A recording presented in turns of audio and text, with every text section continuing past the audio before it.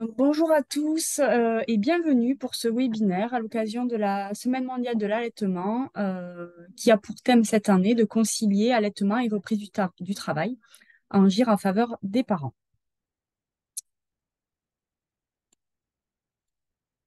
Alors, je vais partager mon diaporama. Voilà. Donc, je vous rappelle les modalités du webinaire. Donc, les micros et caméras sont inactivés par défaut. En revanche, si vous voulez poser des questions, vous pouvez poser vos questions par écrit avec l'onglet questions-réponses qui seront abordées en fin de présentation. En fin de session, vous aurez un questionnaire de satisfaction, une enquête de satisfaction à laquelle vous pourriez répondre. Et ensuite, le webinaire sera disponible en replay dans les prochains jours sur la chaîne YouTube du réseau ou depuis notre site Internet. Donc, c'est le pôle parcours périnatal du réseau qui a organisé ce webinaire. Donc, le pôle parcours du réseau accompagne les professionnels de la périnatalité à l'optimisation du parcours de la femme, du coparent et de l'enfant durant les 1000 premiers jours par la coordination, l'accompagnement et la formation. Donc, je vous rappelle quelques actions du pôle qui sont notamment la sensibilisation et l'information de tous les professionnels de la périnatalité en créant des fiches techniques, des référentiels, des outils de communication, mais aussi l'organisation des webinaires en s'appuyant sur des groupes de travail pluridisciplinaires avec des professionnels de la région. On organise également des actions régionales à destination des usagers avec la création d'outils, notamment avec nos groupes de travail pluridisciplinaires. Et puis, on peut également organiser des actions par territoire pour l'amélioration des parcours. Donc, aujourd'hui, je vous présente les intervenants du webinaire. Nous avons Madame Élodie Guillot, pardon, puéricultrice de PMI sur l'Hérault, Maître Eleonore Schmitt, avocate spécialisée en droit du travail. Et puis, nous aurons le témoignage d'une maman qui a allaité ses deux enfants. Et donc moi-même, Jessica Coquenat, je suis sage-femme référente allaitement au réseau de périnatalité Occitanie. Ce webinaire a été élaboré avec la collaboration de l'ensemble du pôle parcours. Donc pourquoi un webinaire concilier allaitement et reprise du travail, agir en faveur des parents aujourd'hui? Mais c'est le thème de la Semaine mondiale de l'allaitement 2023. Pour rappel, donc le congé maternité en France est de 10 semaines en postpartum, hein, enfin pour un premier ou un deuxième enfant. Mais si je puis dire, il est déjà l'heure voilà, de reprendre le travail. Et comment les femmes, comment les couples envisagent-ils leur allaitement? Les données Epiphan, enfin de l'enquête Epiphan, sont en train de sortir. On a la chance d'avoir des résultats partiels et on a 40,4% des arrêts de l'allaitement maternel à 6 mois qui se font pour reprise de l'activité professionnelle. Voilà. Donc, que pouvons-nous faire, nous, en tant que professionnels de santé, pour pouvoir accompagner au mieux ces femmes, ces couples? Et d'un point de vue législatif, que dit la loi? Et enfin, nous aurons le témoignage d'une maman qui va nous raconter un petit peu comment s'est passé son allaitement avec la reprise du travail. Et donc, nous remercions chaleureusement nos trois intervenantes aujourd'hui qui vont nous permettre de répondre en partie à ces questions. Le plan du webinaire, j'en ai parlé. Donc, je vais maintenant laisser la parole à Élodie Guillot, qui va nous montrer son point de vue de puéricultrice de PMI, consultante IBCLC. Alors, la reprise du travail est souvent un motif de sevrage pour les femmes. Et les femmes qui sèvrent leur bébé au moment du travail sans vraiment l'avoir réellement choisi considèrent en général ce moment de façon très difficile. On sait que la reprise du travail est une période délicate pour toute femme et pas seulement pour les femmes qui font le choix de poursuivre leur allaitement maternel. Pourquoi? Parce qu'il y a cette séparation mère-enfant, que la question du sevrage se pose pour certaines, parce qu'il y a aussi des difficultés d'organisation pratique en tant que mère. Et puis, c'est une période fragile qui met vraiment à mal l'équilibre du quotidien. On peut aussi parler d'incompatibilité entre les recommandations de l'OMS et la vie de certaines femmes, d'un point de vue du contexte culturel, du manque de soutien pour certaines, des représentations également autour de l'allaitement maternel et la reprise du travail. En tout cas, elles peuvent souhaiter allaiter, mais souvent les femmes parlent de ce sevrage au moment de la reprise du travail. Par rapport à leur vécu, par rapport à l'allaitement maternel, on sait que elles ont des vécus, des besoins qui leur sont propres, une sensibilité aussi par rapport à l'allaitement maternel qui leur est propre. Et il nous semble important d'avoir cette écoute attentive et bienveillante par rapport à leurs besoins, par rapport à leurs projets, et de mettre en évidence avec ces mères quel est leur projet par rapport à cette reprise du travail.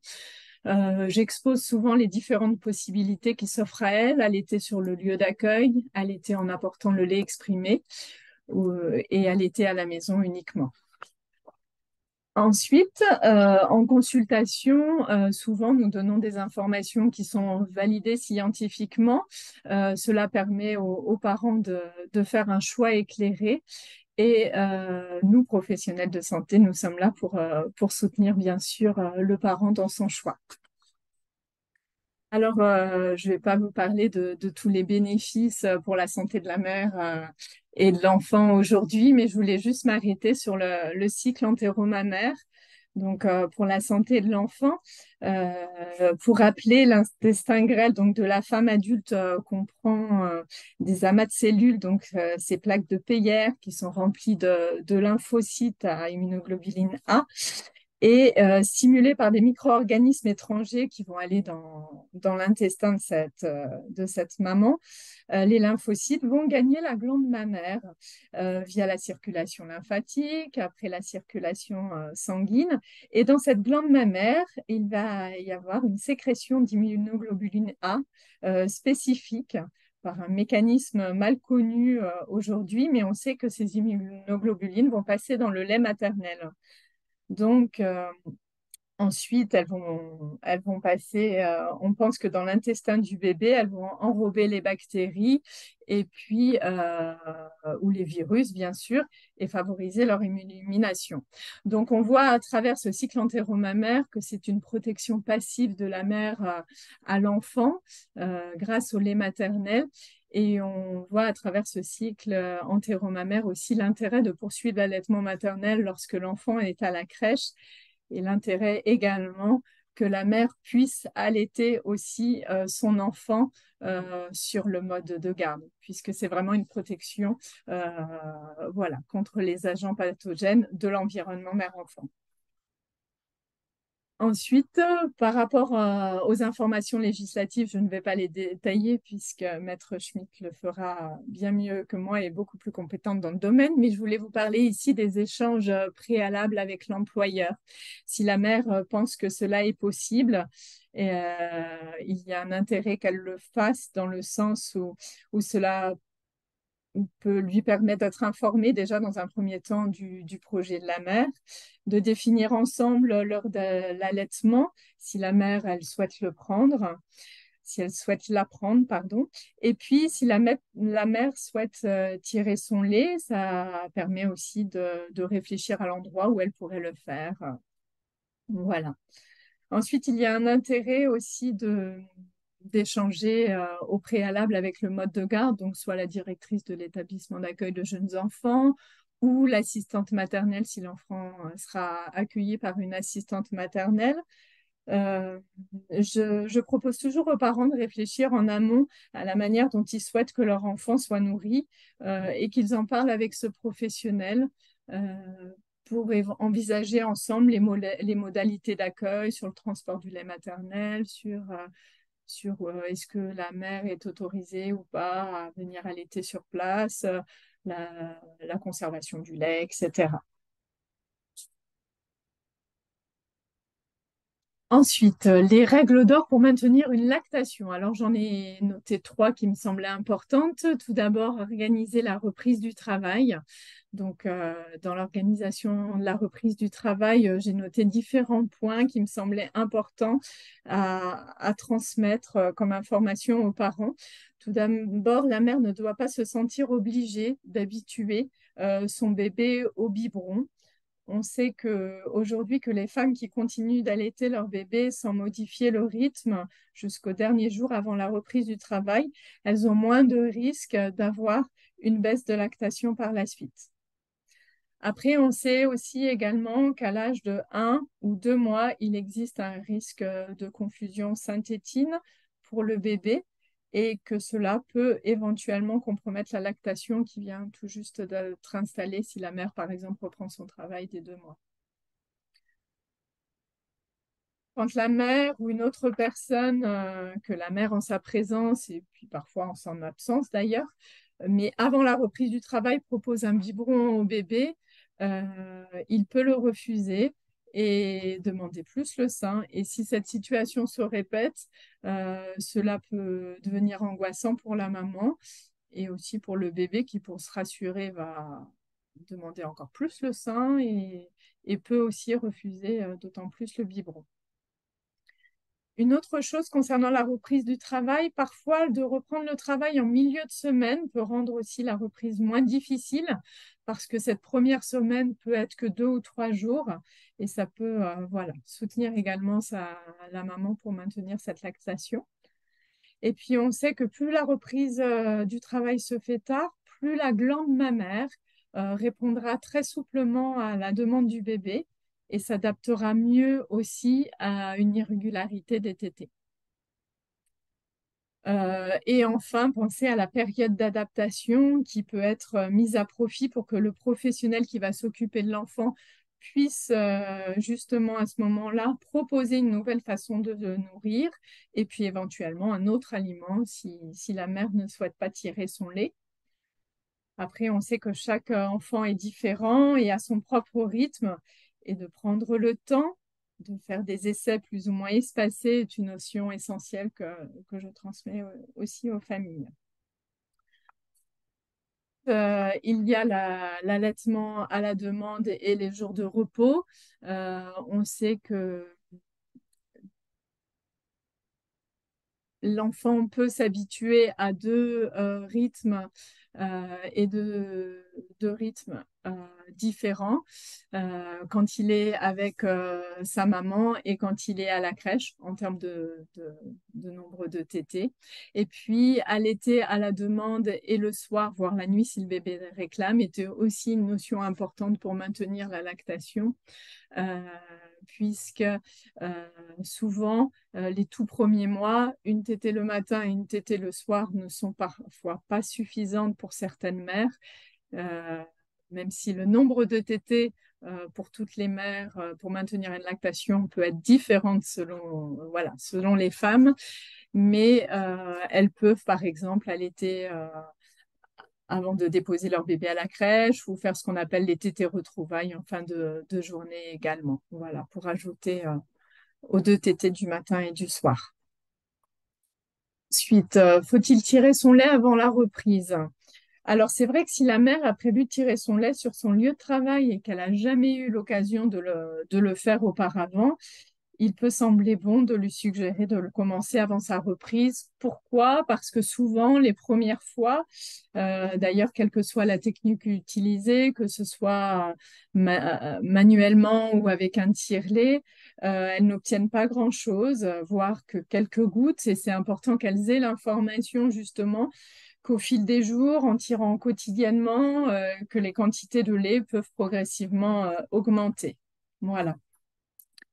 Après, réaliser un stock de lait maternel congelé quelques semaines avant la reprise peut aussi rassurer certaines mères qui peuvent se dire que certains jours, elles ne peuvent pas tirer leur lait ou qu'elles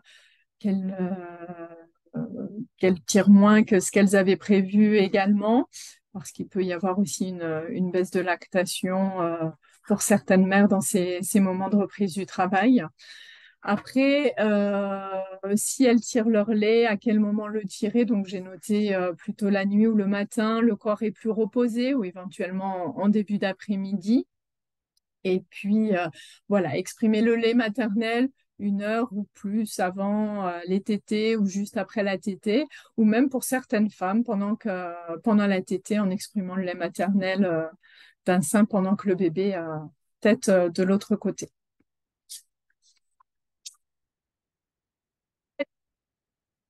On a parlé un petit peu avec l'allaitement à la demande du matin et du soir et les jours de repos dans les règles d'or pour maintenir une lactation. Il est important de savoir que la lactation, elle peut supporter une plage aussi assez longue dans la journée sans tétée. La condition, c'est qu'il y ait un nombre suffisant de tétées qui soient répartis au cours des 24 heures de façon irrégulière. Après, que faire si la mère sent sa production baisser? Alors, par exemple, elle peut faire ce qu'on appelle artificiellement les fameux jours de pointe qu'elle peut vivre au début de son allaitement, c'est-à-dire qu'elle peut proposer d'exprimer son lait euh, plusieurs fois de façon rapprochée dans la journée pendant 2, 3 jours, ou dès qu'elle est avec son bébé, le mettre vraiment à la demande au signe d'éveil dès qu'il souhaite téter. D'autres personnes appellent aussi le power pumping, c'est voilà, de pouvoir exprimer son lait de façon rapprochée pendant un certain temps, pendant un temps certain, plusieurs jours de suite dans ces cas-là. Je ne sais pas si je vous ai aussi parlé de la compression mammaire qui peut être aussi associée voilà, à l'expression du lait aussi. Elle était sur le mode de garde. Du coup, elle était sur le mode de garde. Si la famille l'a évoqué avec le mode de garde, ça peut être une possibilité d'allaiter soit en arrivant le matin, soit entre midi et deux, si l'équipe est d'accord avec ça, ou soit réaliser une tétée retrouvaille dont on parlait tout à l'heure. Alors, est-ce qu'il faut tirer son lait sur son lieu de travail? Donc, c'est la diapositive suivante. Euh, Pendant la période d'adaptation, euh, même si la mère n'a pas fait le choix de tirer son lait sur son lieu de travail, il est important pour elle d'éviter l'engorgement pour des raisons de santé, pour elle en exprimant suffisamment de lait pour garder les seins souples. Ensuite, on sait que les seins n'ont aucune difficulté à s'adapter donc à une production les jours accrus. On disait quand la mère et l'enfant sont ensemble, ou une production moindre lorsqu'ils sont séparés, que la maman travaille. Après, il est important que la mère sache qu'il n'est pas nécessaire de tirer son lait aussi tous les jours à la même heure. Ça peut lui permettre de s'adapter en fonction de son emploi du temps. Selon le métier des mamans, l'emploi du temps peut être fluctuant, et ça peut être une information qui peut l'aider aussi. Le nombre d'expressions suffisant pour maintenir une lactation, on sait qu'il est vraiment variable d'une femme à l'autre. Euh, mais c'est ce que je vous disais tout à l'heure, la plupart des femmes ont besoin de tirer au moins 2 fois dans la journée leur lait pour obtenir suffisamment de lait pour couvrir les besoins des bébés en leur absence. Là, je parle plutôt des bébés tout petits qui sont nourris exclusivement au sein. Après, pour la principale difficulté pour les mères, c'est de trouver un lieu dans lequel tirer son lait. Alors, on peut essayer de réfléchir avec elles. Est-ce qu'il y a un bureau, une infirmerie, un service de santé au travail, un lieu dans l'établissement? Voilà, c'est important de pouvoir échanger avec elles à ce sujet. Concernant les questions d'hygiène, effectivement, on transmet aux mères les recommandations. Le principal, on ne va pas tout détailler aujourd'hui, mais le nettoyage soigneux des mains ainsi que celui du matériel utilisé pour l'expression est un point important concernant ces recommandations d'hygiène. J'explique également qu'il n'est pas nécessaire aujourd'hui de stériliser les récipients qui sont utilisés pour stocker le lait humain. Euh, mais même d'ailleurs, la stérilisation à froid aujourd'hui est déconseillée. Il est important, voilà, que ce matériel soit propre et sec. Dans la mesure du possible, les mères devraient nettoyer le matériel juste après l'expression du lait, le faire sécher à l'air libre et le couvrir d'une serviette en papier propre ou le ranger dans une boîte propre pour le transport, par exemple, à l'utilisation suivante. Après, pour certaines mères, c'est un petit peu compliqué. Elles peuvent pas le nettoyer juste après. Donc, ce que je propose, c'est de le rincer à l'eau froide, le faire sécher à l'air libre et de le ranger après dans une boîte hermétique en attendant de finir le nettoyage à la maison, par exemple. Si elles ont un lave-vaisselle, je leur explique que c'est possible de le passer à un cycle complet à 65 degrés. Et pour l'hygiène des seins, là, je vous en parle parce qu'il existe en France euh, différents brochures qui ont été réalisées par certaines villes. Et donc, j'ai cherché parce que dans les recommandations, et pour l'hygiène des seins, les recommandations, c'est bien une douche quotidienne par jour, suffisante avec un lavage des seins et des mamelons. Contrairement à d'autres brochures où il est expliqué qu'il faut laver les seins à chaque extraction sur le lieu de travail. Déjà, ça peut être compliqué pour la maman de laver à l'eau et au savon. Ils expliquent qu'il faut bien sécher après. Et puis surtout, ça peut fragiliser aussi les mamelons qui sont, on le sait, protégés par une substance naturelle qui est sécrétée par les tubercules de Montgomery. Donc, il n'y aurait pas un intérêt pour la santé de la maman de faire ça. Donc, concernant l'expression du lait, j'informe toutes les mères sur l'expression manuelle, même si elles ne souhaitent pas pratiquer, utiliser un tire-lait. Euh, les mères sont toutes informées de comment pratiquer l'expression manuelle. Ensuite, il existe différents types de tire-lait, donc des tire-lets manuels, des tire-lets mini-électriques qui fonctionnent sur secteur ou voire pile, parce qu'il y a des mères qui n'ont pas accès à une prise sur leur lieu de travail. Et puis des tire-lets de type aussi hospitalier. Voilà. Après, si elles font le choix d'un tire-lait, de nombreux facteurs sont à prendre en compte. Donc, déjà, on peut juste... Merci beaucoup. Donc, il y a déjà la taille des tétrelles qui est adaptée à la taille des mamelons. Il arrive que les femmes viennent me voir qu'elles ont déjà un tire-lait et que les tailles de tétrelles ne sont pas du tout adaptées. Donc, ça, c'est déjà un point très important. Voir avec elle la fréquence d'expression aussi, la durée pendant laquelle la maman, elle pense tirer son lait. Si elle a peu de temps, ben, plutôt favoriser un double recueil, voilà, les contraintes de temps, le confort, etc. Après, pour augmenter l'efficacité des tire-laits, donc on en parle aussi avec les familles. Avant tout, je parle de la compression mammaire et de l'utilisation des fois de petites brassières si elles utilisent des doubles recueils euh, qui leur permet de faire autre chose en même temps et puis de pratiquer la compression mammaire.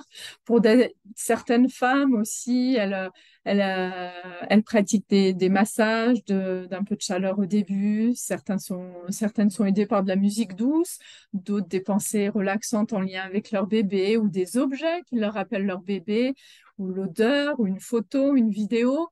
Et puis au contraire, certaines femmes que je vois tirent plus facilement leur lait quand elles n'évoquent pas leur bébé du tout. Certaines répondent à leur mail et font complètement autre chose. Voilà.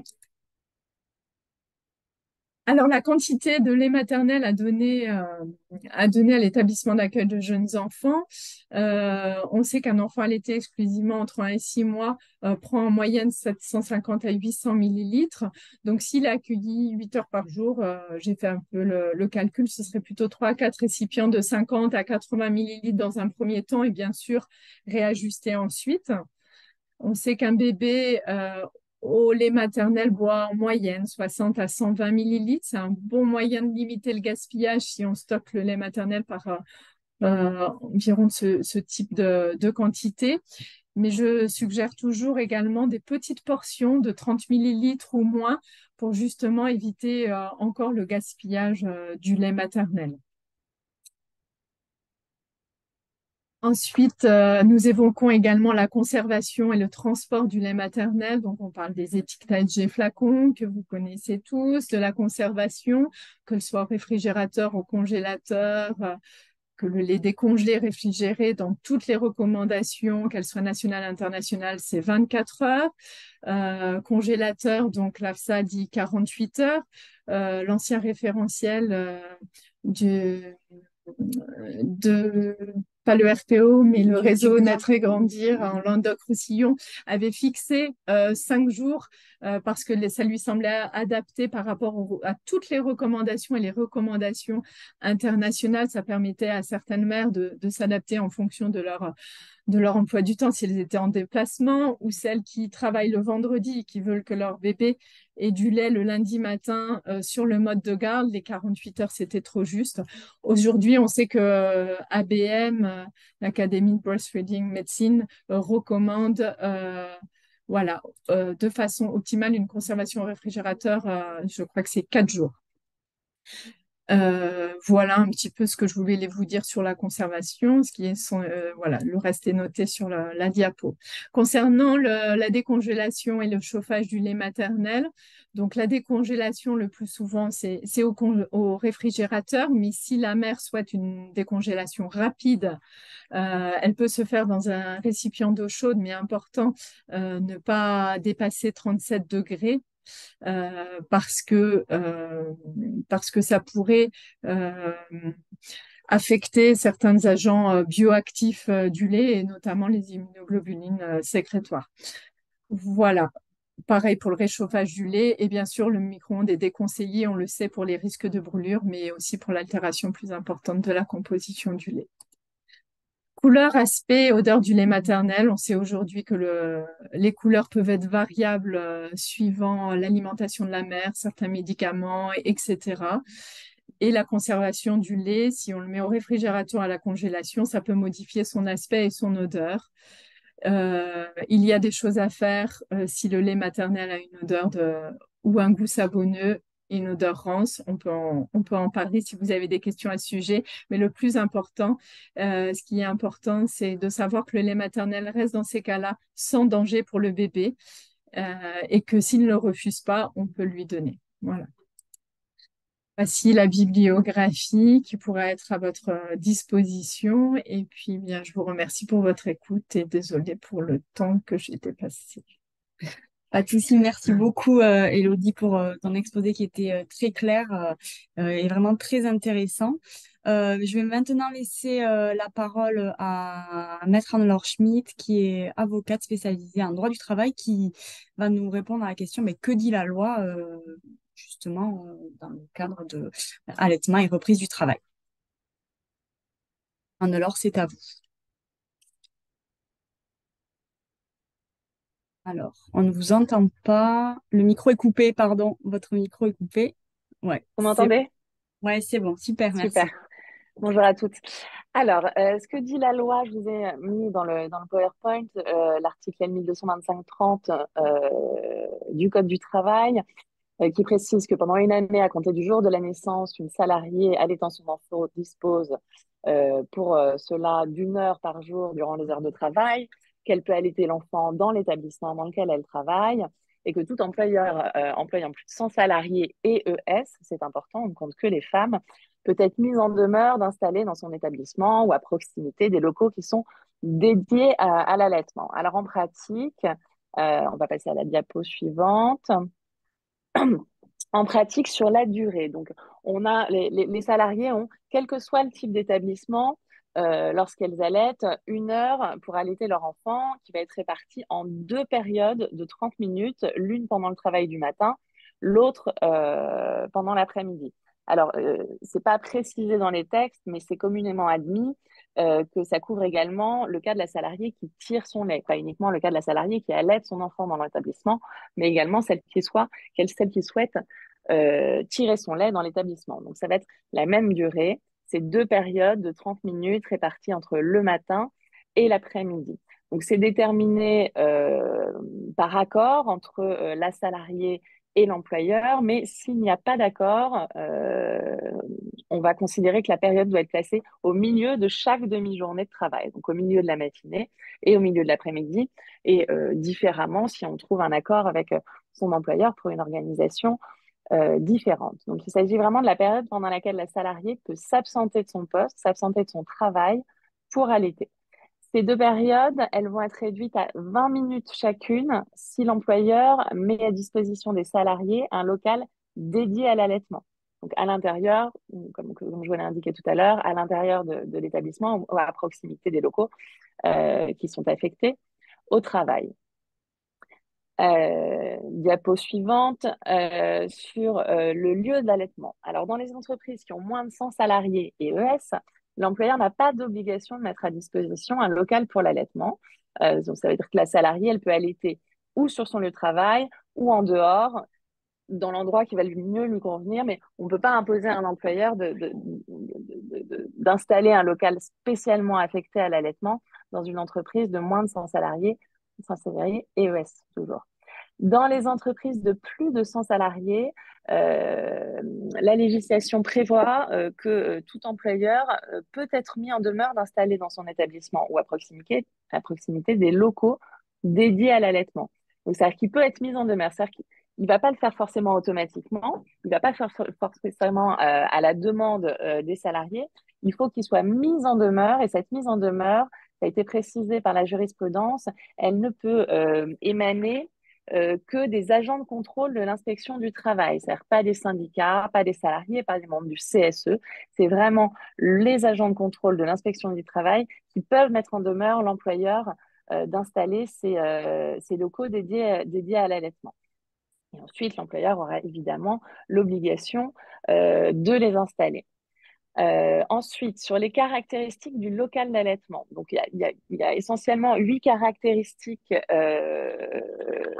qui sont prévues par la loi, 8 critères d'aménagement. Donc, il doit être séparé de tout local de travail, il doit être aéré, muni de fenêtres donnant directement sur l'extérieur, pourvu d'un renouvellement d'air continu, il faut qu'il soit convenablement éclairé, pourvu d'eau en quantité suffisante ou en tout cas à proximité d'un lavabo, pourvu de sièges convenables pour l'allaitement, tenu évidemment dans un état constant de propreté et maintenu à une température convenable. Dans la liste qui est prévue par le Code du travail, dans la partie réglementaire du Code du travail, il n'est pas précisé qu'il doit y avoir des prises électriques ou un réfrigérateur. Ça ne figure pas dans la liste. Il y a en revanche d'autres dispositions qui éloignent un peu de ce qu'on peut considérer comme un local d'allaitement et qui vont plutôt se rapprocher d'une crèche d'entreprise. Il faut savoir que ce sont des dispositions qui sont très anciennes, qui ont fait l'objet de modifications avec la recodification de 2008. C'est sur la diapo suivante. Il y a tout un tas de dispositions sur le local d'allaitement. Est-ce qu'on peut passer à la diapo suivante? Voilà, c'est bon. Ah non, oui, c'est ça, pardon. C'est sur l'hygiène et la sécurité du local d'allaitement. Donc, le droit positif prévoit encore toutes ces dispositions.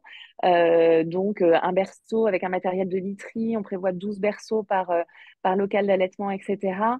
Tout ça, en pratique, ça n'est plus appliqué et les employeurs sont pas mis en demeure de les appliquer. On a pas mal de rapports de la Cour de cassation qui insistent sur la nécessité de réviser ces dispositions parce qu'elles sont aujourd'hui désuètes. C'est-à-dire on va vous dire que il faut absolument que l'employeur prévoit 12 berceaux pour les enfants avec de la literie, etc. Mais en même temps, les textes prévoient que les enfants ne peuvent pas rester dormir dans le local d'allaitement. C'est-à-dire qu'ils n'ont pas vocation à rester sans leur mère dans le local en question. En pratique, la mère va venir allaiter son enfant dans le local pendant les 30 minutes pendant les 20 minutes dont elle dispose dès lors qu'il y a un local. Et ensuite, elle va devoir partir avec l'enfant sans pouvoir le laisser sur place. Dans les dispositions, ça prévoit également du personnel affecté à ce local, etc., etc. En pratique, c'est absolument pas mis en place et les inspecteurs du travail l'imposent pas aux employeurs parce que, comme je vous l'ai dit, ça ressemble plus à une crèche d'entreprise qu'à un local précisément affecté à l'allaitement. Ensuite, s'agissant du repos, il est important de préciser que les femmes enceintes ou allaitantes, ça relève des dispositions du Code du travail, elles doivent pouvoir se reposer en position allongée et dans des conditions appropriées. Ça veut dire que ça impose à l'employeur un accès à un espace dont l'aménagement permettra aux femmes allaitantes de s'allonger et de se reposer. En pratique, quand on a un local d'allaitement, évidemment, c'est quelque chose est prévu dans le local en question pour que la femme allaitante puisse se reposer et s'allonger.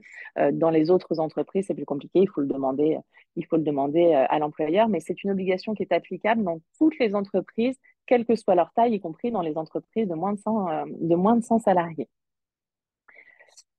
Ensuite, s'agissant de la rémunération, donc selon la loi, les heures qui sont accordées aux mères pour allaiter leur enfant, elles ne sont pas considérées comme du travail effectif. Ça veut dire que ça va être assimilé à une pause. Ça, c'est la loi. Alors, cette carence de la loi, elle peut être compensée par des dispositions dans des conventions collectives ou des accords collectifs.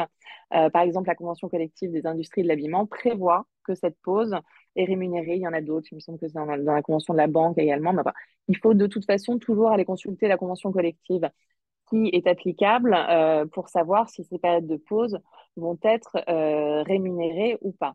Et c'est également important de préciser que l'accès au local d'allaitement, il est gratuit, évidemment, qu'on ne peut pas demander de contribution aux femmes allaitantes pour pouvoir accéder aux locaux d'allaitement. Euh,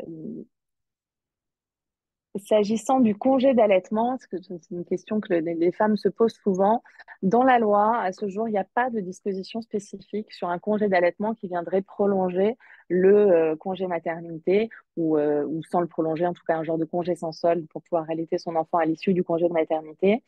Donc pas d'obligation pour l'employeur de l'accepter, évidemment, mais il y a certaines conventions collectives qui le prévoient, par exemple celle dont je vous ai parlé tout à l'heure, la convention collective des industries de l'habillement. Elle prévoit un congé d'un an, alors qui sera un congé sans solde, mais qui peut être imposé à l'employeur sous réserve de le prévenir une semaine avant la fin du congé maternité. Donc, en pratique, si vous voulez, ce congé d'allaitement qui est prévu par la convention collective, dès lors qu'il n'est pas rémunéré, il n'y a pas de compensation financière. En général, les mères vont plutôt privilégier un congé parentalité à l'issue du congé maternité. Ça va revenir finalement à la même chose. Et enfin, il y a des interdictions de poste spécifiques pour les femmes allaitantes. Je vous les ai listées, mais il peut y en avoir encore d'autres. Donc, tous les postes de travail qui vont comporter un risque d'exposition à des rayonnements ionisants, un risque d'exposition interne à je l'ai dit deux fois, pardonnez-moi, préparation et conditionnement des esters, moi je connais pas très bien le mot, thiophosphorique, emploi de mercure, composés aux travaux de sécrétage dans l'industrie de couperie de poils, et puis un certain nombre d'agents chimiques, etc. Également le port de charges lourdes. Enfin, il y a plusieurs dispositions spécifiques du Code du travail qui interdisent à l'employeur d'imposer des travaux à des femmes qui allaitent leur enfant. Et j'ai terminé. Merci beaucoup. J'ai été un peu plus courte. Merci beaucoup, Anna. C'est parfait, ça c'est bien équilibré. C'était très intéressant. Merci pour ces rappels législatifs parce que c'est pas du tout notre métier. C'est vrai que c'est méconnu généralement des professionnels de santé. Je pense que ça a bien clarifié pour tout le monde. On va maintenant passer à un témoignage d'une maman qui a allaité. C'est un enregistrement, donc je vais devoir par contre arrêter le partage et repartager. J'espère qu'on n'aura pas de problème de son. Donc, je vous demande juste 2 petites secondes.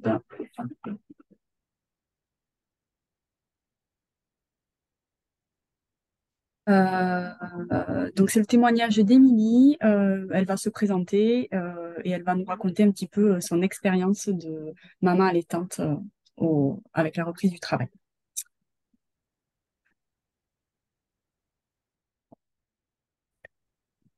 Bonjour, je m'appelle Émilie Pinel, j'ai 40 ans et je suis musicienne à l'Orchestre du Capitole.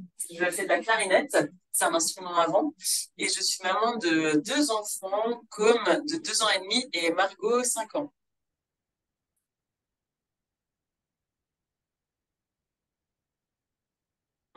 J'ai allaité les deux enfants pendant 15 mois à peu près et j'avais absolument aucune idée de ce que je voulais avant de le faire. C'est-à-dire que pendant la grossesse, je souhaitais allaiter si c'était possible, en me disant que si jamais j'avais des problèmes ou des contraintes pour X ou X raisons, eh bien, j'étais pas non plus fermée à l'idée de leur donner du lait maternisé, mais c'est vrai que je souhaitais quand même tenter l'allaitement. Et j'avais par contre aucun projet, aucune idée de combien de mois je voulais faire. Et c'est vrai que quand j'ai commencé à allaiter, ça n'a pas été facile pour ma première fille. C'était pas très facile à la maternité, j'ai pas été très bien accompagnée. Les débuts étaient un petit peu difficiles. Donc je m'étais dit, si je tiens 3 mois, déjà, je serais super fière de moi. Et après, une fois que les 3 mois sont passés et que j'ai recommencé à travailler, eh bien, je me suis dit que j'allais continuer et le faire le plus longtemps possible. Donc, j'ai fait en mixte à partir de 6 ou 7 mois. Et après, l'allaitement s'est fini un peu naturellement grâce à eux. Et après, j'ai pris le même chemin avec mon fils parce que tout s'est présenté un peu de la même façon. En fait, voilà, tout s'est très bien passé.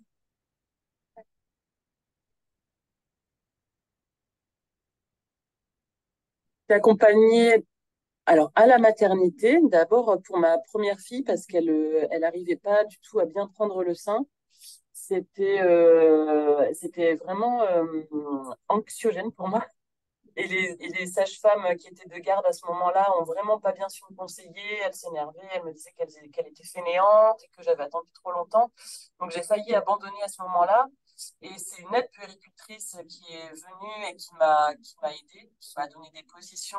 Et voilà, c'était super. Et après, j'ai la sage-femme qui m'a suivie juste après l'accouchement à la maison, qui m'a donné quelques conseils sur plusieurs séances. Voilà, et après, l'allaitement a très bien pris, donc j'ai pas eu besoin d'être suivie.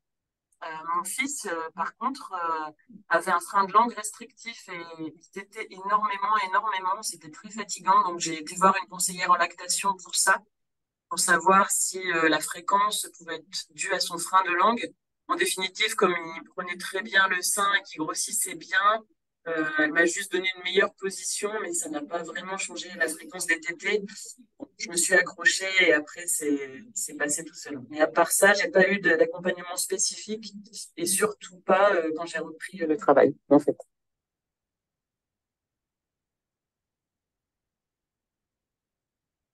J'ai repris le travail au bout de 4 mois et demi pour ma fille et au bout de 5 mois et demi pour mon fils, parce que j'ai eu la chance d'avoir les congés d'été au milieu.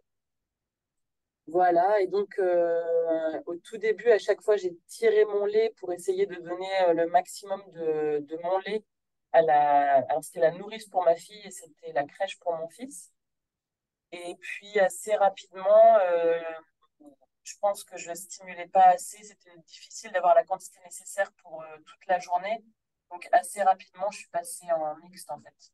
C'est-à-dire que au bout de 7 mois, j'ai commencé à donner un peu de lait maternisé pour les deux, tout en continuant de tirer un peu mon lait et en le donnant le soir et le matin.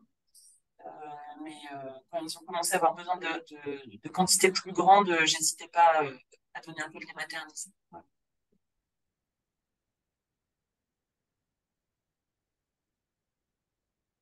Oui, bizarrement, en fait, c'est la nourrice qui me mettait un peu plus la pression, parce que la nourrice n'arrêtait pas de me dire qu'elle tenait pas, qu'elle n'avait jamais vu un bébé comme ça qui n'arrivait pas à tenir jusqu'à midi, qui avait besoin, qui pleurait parce qu'elle avait faim comme ça. Et je lui disais, mais il faut que vous lui redonniez un biberon au milieu, je vous donne les quantités qu'il faut. Et elle râlait beaucoup. Et elle me disait qu'en 10 ans de temps, elle avait jamais vu ça, ce que j'ai beaucoup de mal à croire parce que, a priori, les bébés allaités tiennent difficilement 4 ou 5 heures quand ils ont 4 mois comme ça sans boire, hein. Donc elle me mettait énormément la pression, mais j'ai tenu bon. Et à la crèche, comme elles sont plusieurs et qu'elles sont à disposition, à vrai dire, je pense qu'elles étaient bienveillantes aussi. J'ai pas ressenti cette pression.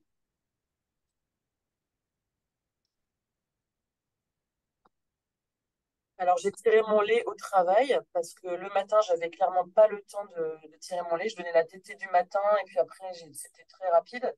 Je tirais mon lait un peu le soir aussi pour faire des réserves une fois que la tétée était terminée. Bon, du coup, je récoltais pas grand-chose. Donc, je le faisais sur mon lieu de travail et avec un tire-lait manuel parce que sinon, c'était trop de contraintes d'emmener le tire-lait électrique tous les jours. Dès que je pouvais, soit je rentrais chez moi le midi parce que j'habitais pas très très loin, soit je le faisais dans les foyers de musiciens. Quelquefois, je le faisais à la pause du matin parce qu'on a une mini pause de 20 minutes le matin, une pause d'une heure et demie le midi.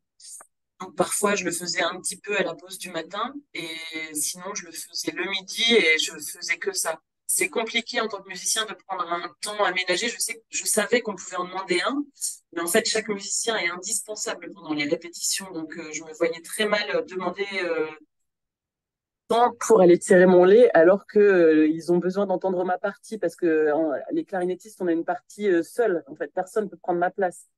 Donc, je faisais ça le midi et je pense que c'était pas suffisant. C'est pour ça aussi que ma lactation a baissé. Et en plus, tire-lait à la main, c'était certainement moins efficace que le tire-lait électrique.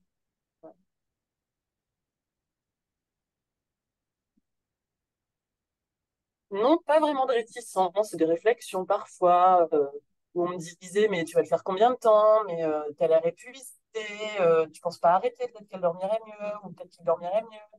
Euh, on te voit plus, tu manges plus avec nous le midi. Enfin, des réflexions en fait, mais pas vraiment de gens qui soient contre l'allaitement ou que ça choque. Juste des gens qui faisaient l'amalgame entre la fatigue et l'allaitement, alors que la fatigue, elle est due aussi au manque de sommeil, etc., etc. Donc, des gens qui, en définitive, avaient plutôt envie que j'ai l'air plus reposée et moins accaparée, on va dire, donc c'était pas forcément mal vu.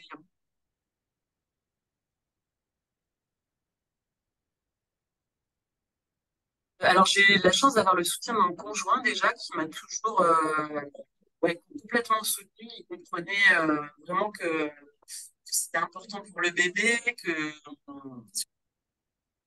j'ai eu un rapport très fusionnel avec cet allaitement intensif avec mes enfants. Ils étaient très demandeurs, hein. Je les allaitais toutes les heures, heure et demie, hein, quand ils étaient à la maison. Mais du coup, et comme ils voyaient que c'était un besoin pour eux, mon conjoint était vraiment super. C'est pas que compréhensif, c'est très accompagnant à ce niveau-là. Ensuite, c'est vrai que la famille était ma famille et ma belle famille étaient un peu plus réticents et comprenaient pas bien que je veuille le faire aussi longtemps. Les moments de doute, je les ai eus à 2, 3 mois à chaque fois quand c'était le pic des enfants. Enfin, quand ils commençaient vraiment à avoir besoin de plus de lait et que j'avais l'impression d'y passer mes journées complètes. C'est-à-dire que le bébé commençait à moins dormir et, et j'avais vraiment l'impression de passer mes journées à faire que ça. Parce que quelquefois, c'était au bout d'une heure, il s'endormait sur le sein. J'arrivais pas à les stimuler pour qu'ils restent réveillés. Donc après, ils se réveillaient. Et puis une demi-heure, 3/4 d'heure après, il le revoulait. Donc là, c'était vraiment difficile.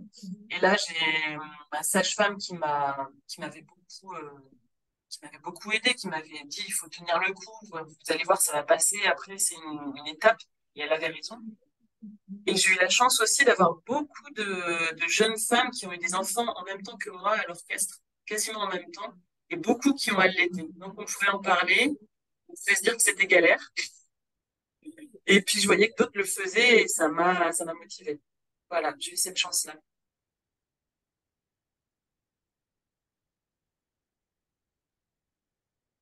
Moi, je dirais que j'ai absolument pas regretté d'avoir fait ça, alors que vraiment, c'était pas forcément un cheval de bataille d'allaiter si longtemps. Mais pour rien au monde, je reviendrai sur ce que j'ai fait parce que ce sont des moments avec l'enfant incroyables, des moments privilégiés et qui tissent un lien très très fort entre la maman et l'enfant, un lien de confiance qui existe encore maintenant, hein, avec ma fille de 5 ans. Vraiment, on est très très proches, mon fils aussi. Et j'ai vraiment le sentiment en plus d'avoir fait du mieux que je pouvais pour eux à ce niveau-là. Donc, en fait, cette satisfaction, je trouve que le fait de ne pas avoir de regrets à ce niveau-là, si on, il vaut mieux tenter l'expérience plutôt que d'avoir peur et de ne pas la faire. Et je pense qu'il faut l'essayer et voir ce qu'on est capable de faire. Après, c'est toujours une bonne dose de soi-même à trouver, c'est-à-dire qu'on fait dans ce qu'on est, dans la mesure de ce qu'on est capable de faire. Si c'est trop contraignant, je pense qu'il y a toujours moyen d'adapter pour effectivement passer en mixte et ne pas laisser tomber l'allaitement complètement. Euh, je pense que l'enfant est capable de s'adapter aussi, il est capable de comprendre comment ça se passe. Moi, par exemple, j'ai des horaires très changeants, c'est-à-dire que parfois je suis très libre la journée, je suis pas dispo le soir, et le soir, je donnais encore plusieurs tétés. Donc il y avait des soirs, c'était jamais régulier ma façon d'allaiter en fait. Il y avait des jours, si je les avais à la maison toute la journée, ben je l'allaitais toute la journée au lieu de tirer mon lait, par exemple, s'ils étaient malades. Si le soir je travaillais pas, je leur donnais les tétés du soir plusieurs fois. Et après, si je travaillais, ben, c'est mon conjoint qui donnait. Et puis, il y avait des fois, on donnait de mon lait, il y avait des fois, on donnait du lait maternisé. J'avais pas une vraie régularité et mes enfants se sont vraiment bien adaptés à ça. Voilà, c'est donc le conseil que je peux donner, c'est si on a envie de le faire, malgré les doutes, il faut tenter l'expérience et à chacun de doser en fonction de son travail, de ses capacités.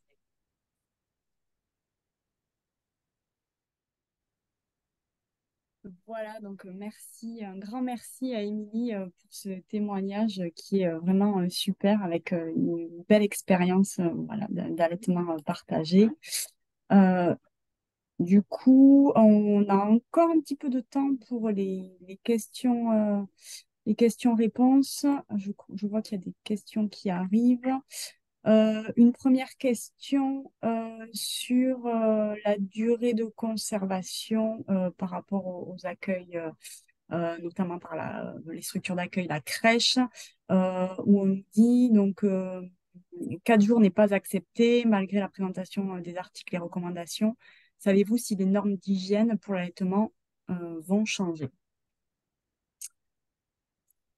Personnellement, je ne sais pas s'il y a des choses prévues au niveau de Santé publique France, au niveau de l'AFSA, sur les normes d'hygiène concernant l'allaitement maternel et la durée de recommandation, si j'ai bien compris la question, en France.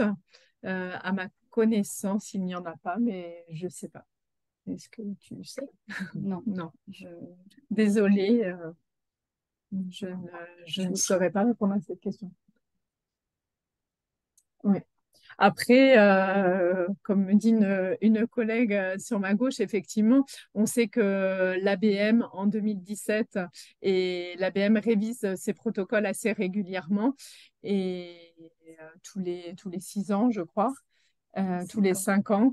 Et en 2017, a émis la conservation au réfrigérateur, la durée de 4 jours. Elle va être revue bientôt, cette recommandation. Donc, est-ce qu'elle va être poursuivie pour 4 jours ou pas? Je pense qu'en 2023, là, on devrait avoir les futures recommandations. Oui, l'ABM, c'est l'Académie américaine par rapport à l'allaitement maternel. Pardon, pour celles qui ne connaissaient pas l'ABM. On a 2 questions pour Anne-Laure. Donc, concernant le décompte des salariés EES, est-ce que ça prend en compte les femmes ménopausées ou les femmes trans? Alors, ça va être toutes les femmes. Je vous avoue que la question des femmes trans, c'est pas encore posée.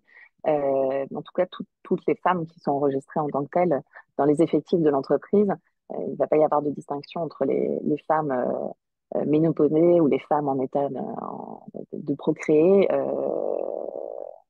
C'est le genre de distinction qu'on ne peut pas faire puisque c'est le genre de question qu'on ne peut pas poser aux salariés, savoir si vous êtes ménopausé ou pas, si vous pouvez toujours avoir des enfants ou pas.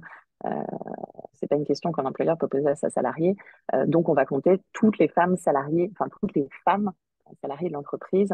Je ne suis pas certaine qu'en l'état actuel des droits, les femmes trans soient prises en considération. Merci. On a une autre question. Est-ce que les journées de travail de 8 heures ou de 12 heures ouvrent au même droit? Alors, il n'y a pas de C'est vrai, ouais, voilà. Ouais. Il n'y a pas de précision dans le texte. Le texte dit par jour, donc c'est par journée de travail. Effectivement, il va y avoir une distinction entre la salariée qui est à 35 heures par semaine et la cadre au forfait. qui va pas avoir des journées de travail de la même durée. Pour autant, ça va être dans un cadre d'une journée, donc avec du travail le matin, du travail l'après-midi. S'il y a du travail de nuit, bon, ça va être organisé différemment, mais comme on est supposé avoir une pause médiane au milieu d'une journée de travail, on va considérer qu'il y a la première partie avant cette pause médiane et la deuxième partie. Donc, une pause sur la première partie de la journée de travail, une pause sur la deuxième partie, peu importe à quel moment elle arrive dans la journée. Si tu travailles du matin, de l'après-midi ou du soir ou de la nuit, on va prendre cette pause médiane en considération pour savoir à quel moment de la journée la pause du matin et la pause de l'après-midi vont être considérées pause du matin et pause d'après-midi. Merci pour ces précisions. On a ensuite une question qui concerne l'allaitement maternel plutôt des professionnels de santé finalement, parce que les femmes qui travaillent, donc que ce soit les professionnels aides-soignantes, sages-femmes, médecins, infirmières, qui sont souvent en difficulté. Et donc la question est posée, mais ça c'est peut-être voilà, plus général, quelle peut être la démarche pour que l'encadrement ou l'établissement mette à disposition des conditions favorables à un allaitement maternel après la reprise du travail, même avec un effectif de personnel toujours insuffisant. On connaît la difficulté, notamment dans les hôpitaux, enfin dans les structures hospitalières maternité. Après, voilà, c'est vrai il y a tout l'aspect législatif et après, il y a les contraintes qui exigent en fait malheureusement un petit peu enfin oui les contraintes liées à l'organisation du travail. Je crois pas qu'il y ait de réponse Il n'y a pas de réponse toute faite, voilà. sinon je pense qu'il y aurait effectivement. Mais ce qu'on peut dire, c'est peut-être que l'échange, d'en parler avec sa direction, d'en parler au service prévention aussi, de la structure, d'en parler ensemble, en équipe, avec la hiérarchie, peut-être que ça peut peut-être faire avancer les choses. Mais c'est vrai qu'il n'y a pas de réponse toute faite à ce sujet.